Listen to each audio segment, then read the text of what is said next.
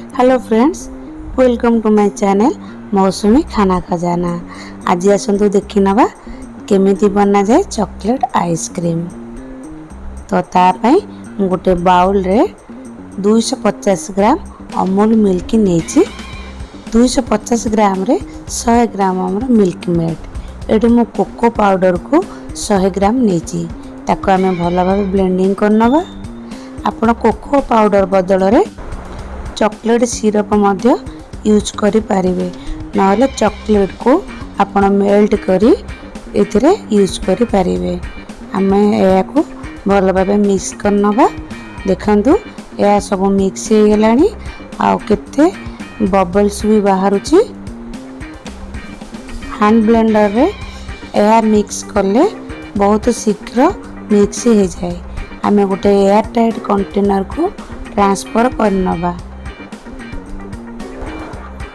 Cocoa मिश्रण chill हेबा पई आमे फ्रिज रे 2 घंटा पई रखि नवा।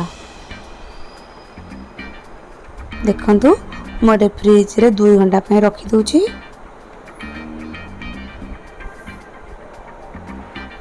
हमर एटे 2 घंटा होई गलानी। आमे पुणी बाउल को बाहर करनवा। आ आमे हैंड ब्लेंडर साहाय्य रे ताको ब्लेंडिंग करनवा।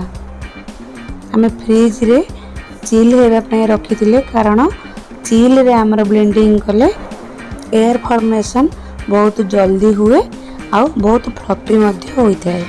आ एटिके टेस्ट बढ़ाया पई मो एटे milk powder 2 tablespoon add करि नउची, कारण एमिति रे भी कोको टिके कड़वा लागे, तेणु ताकू टिके टेस्ट देबा पई आपण मिल्क भी यूज करि परिबे। देखंतु आमर मिश्रण टी केते फ्लफी आ बबल्स भरी होईची।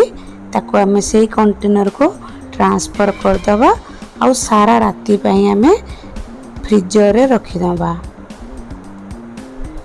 तेबे चलंतु फ्रीजर रे रखि दबा। यह पिला मानन को बहुत पसंद आस्ता है। यह को घरे निश्चय बनांतु। चलंतु देखिबा हमर आइसक्रीम केमती हेची। फ्रीजर रो बाहर कला परे आपण 5 मिनट टिके रेस्ट करबा को देबे।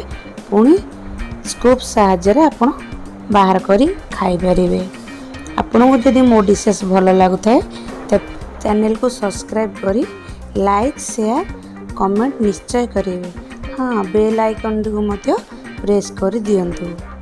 वीडियो टी पूरा देखि थिबारु आपण को धन्यवाद।